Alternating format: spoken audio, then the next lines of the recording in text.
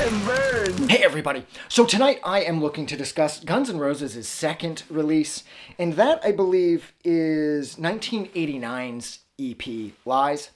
Now Lies is 4 songs in the studio, and if I'm not mistaken, 3 or 4 songs live. You got Move to the City, you got Nice Boys, you got Reckless Life, and Mama Can. I think there's 4 live and there's 4 studio tracks, if memory serves. Jesus, I'm getting old. So I apologize if these numbers are off. The advanced age does tend to do that to a person's memory.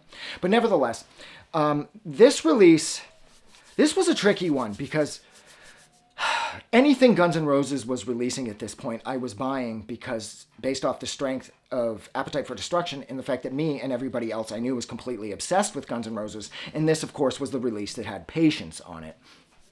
Cool song, awesome video. And there's something about this EP, it has more weight. It almost feels more like a full length, aside from the fact that you obviously know it isn't because half the tracks are live. It has that full length weight to it because it's Guns N' Roses. And it's also like, I listen to this so much. Off of this, I mainly listen to Nice Boys and Reckless Life. I love those 2 songs, you know. The Roach is so big, you know, they got bones. They moved in and made the tenement home. I love that. Like, the refrain or whatever leading into the chorus for Nice Boys is so much fun. Roach is so big, you know, that they got bones. But yeah, this record was amazing. But again, I got this record grade 4, grade 5, and there is, again, I'm in hot water because of Guns N' Roses, again, with the adults in my life. Because, see, the problem with Appetite for Destruction was there was the rape scene attached, the gang rape scene attached to that, or associated with that. And then the swearing on the record was very problematic for 10-year-old me. And then so, again, with Lies, seeing the inlay for this record, when you grab, I had the cassette, so you open it, and of course it folds out. There's like some naked chick with her fucking tits censored in that, like the bar going across her nipples.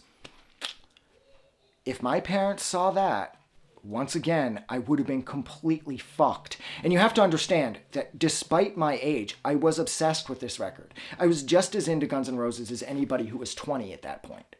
This record, like, I needed this record in my life. Like, this record would continuously save me because I hated school and I didn't want to go there.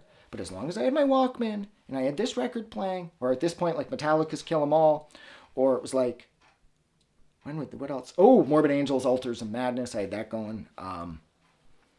Iron Maiden's Power Slave.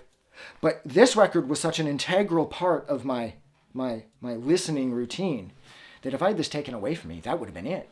And there was this massive problem because I used to take it to school because, you know, you're in grade 5 or whatever. You have to show off whatever you buy to your friends. And I'm like, I got this cassette. I have to show it off to everybody. But nevertheless, I took it to school. And my teacher at the time was this dude by the name of Mr. Murphy. And you know how elementary school teachers are usually conveniently out of touch? Like, sometimes the Guns N' Roses?